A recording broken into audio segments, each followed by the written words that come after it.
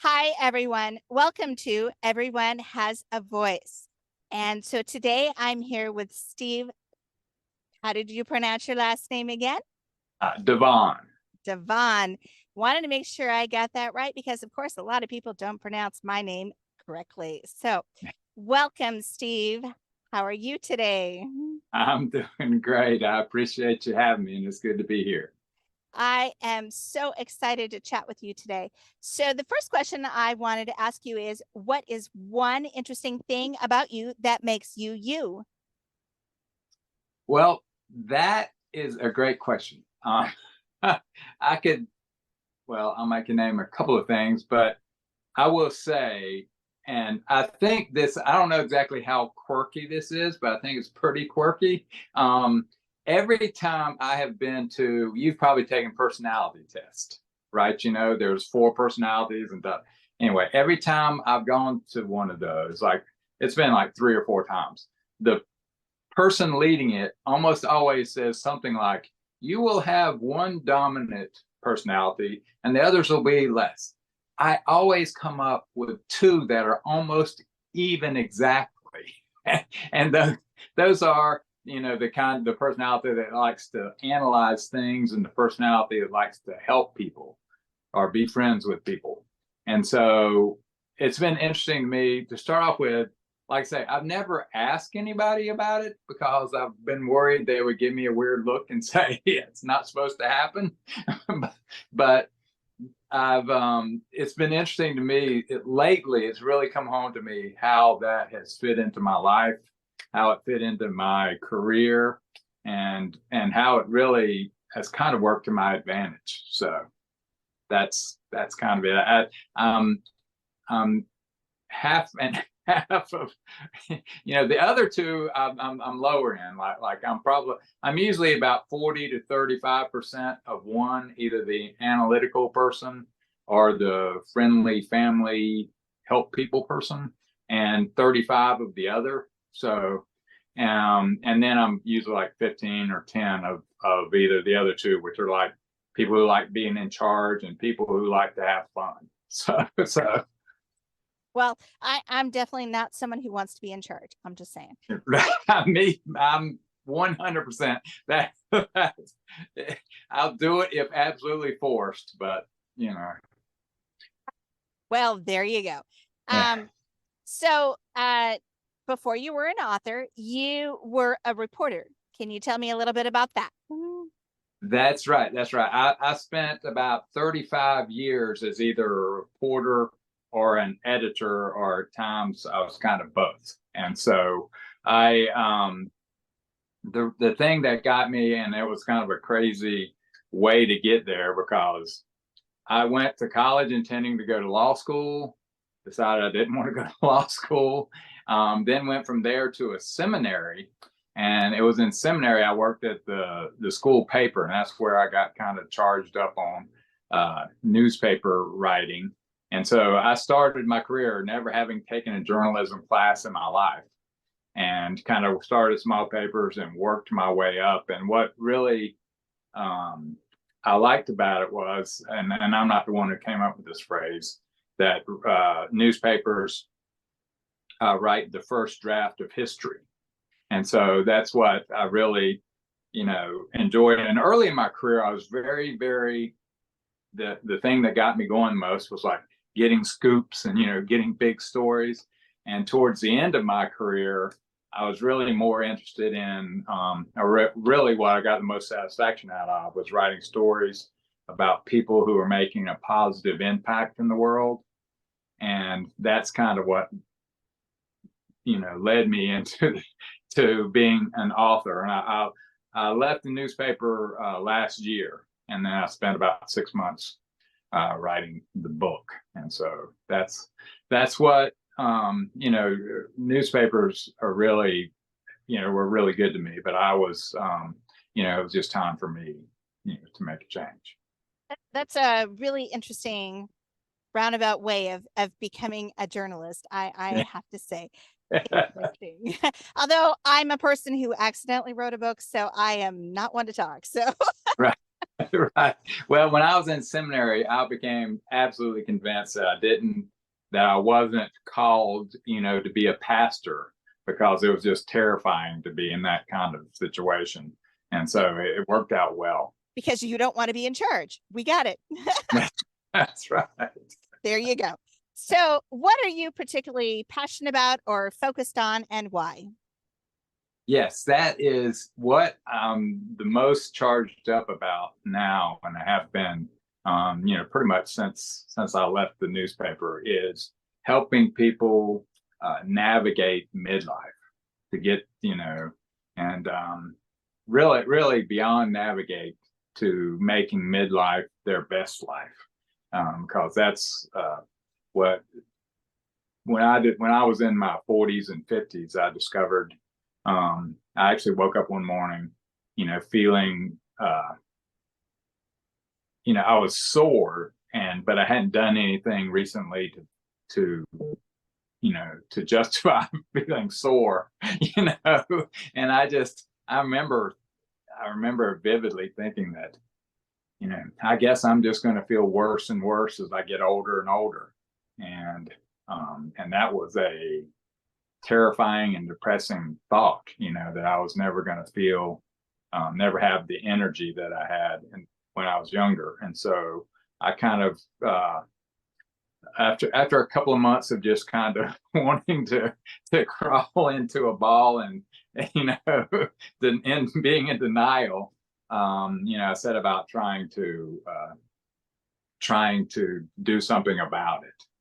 And now I'm trying to help other folks who are in that situation because I didn't know what to do.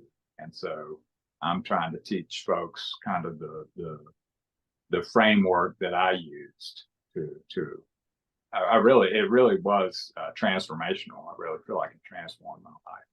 Yeah, and there's so many of us because I am also of that age, right? Yeah, I'm in my 50s. So, yeah, there's a lot of us that really kind of feel that we hit that kind of wall, and we're, I like to go to Europe a lot, and we walk a lot. And I looked at my phone one day and I realized we had wandered around Rome and we had walked something like 15 miles that day. And I was like, this is really cool that I am still physically fit enough to do this.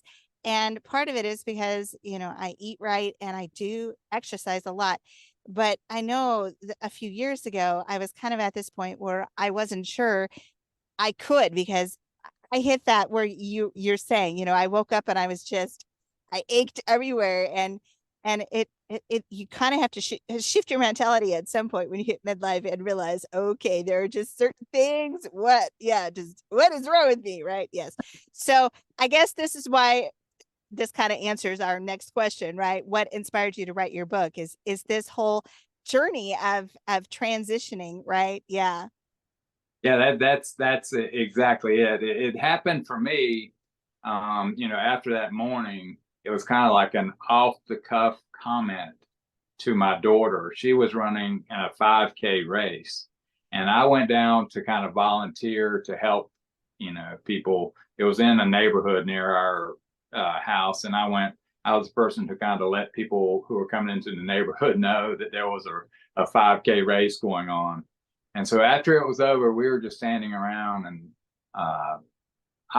to this day, I don't know why I said it. It was just it was almost like an out of body experience. Like I was saying something and I didn't realize, I was looking down at myself saying, why did you say that? And it was, I just told her, I said, you know what, Emily, next year I will run this race with you.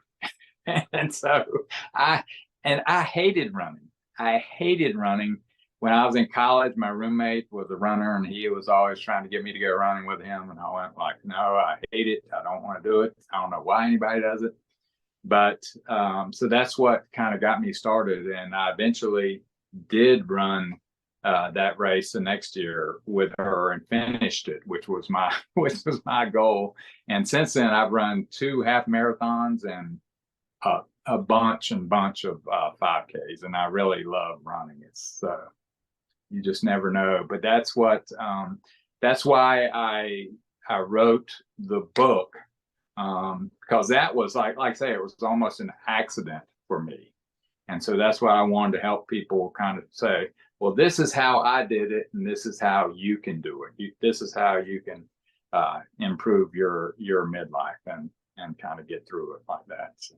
Which is, I love this whole idea. I was kind of looking over your book before we did this, and I just love this whole idea of trying to help us where we're at and help us move forward, and not just say, oh, well, that's it, retirement. Yeah, I love the whole idea. Yeah.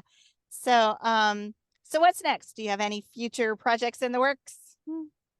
Yes, I do. Well, on my book, the cover says book 1. And so I actually have, whenever I was talking to the publisher about it, I was, kind of pitching them saying, this is what I think will be, a good book. And they came back and said, well, we actually think you should make it 2 books. And so I am going to have book 2, but I'm planning to do that next year.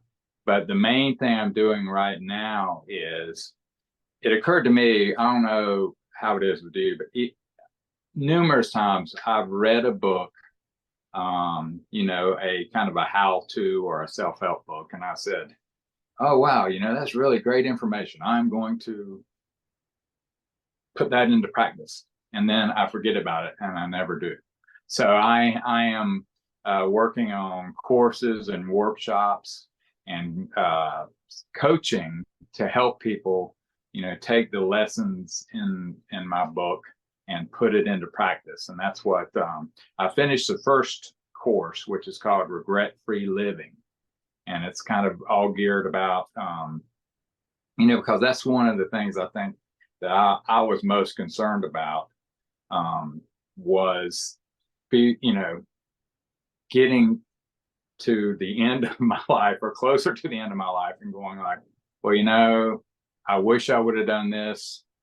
I should have, taken this chance. And so this is helping folks to find out, in life coaching, you're supposed to help people find out where they are, where they want to go, and how to get there. And so that's what the course is all about. And so that's what I finished that. And that's kind of the next step of what I'm doing with this. That sounds really amazing. I am really excited about that. Yeah. I think that will be really helpful for a lot of people. So how can people find more information about you? Yeah, the best way is to go to my website, which is stevethecoach.com. stevethecoach.com. And there's links to the book, and there's links to that course I was just telling you about. And I've got a free ebook on there, and more information about me and things like that. Well, that is perfect. Thank you again for joining me today.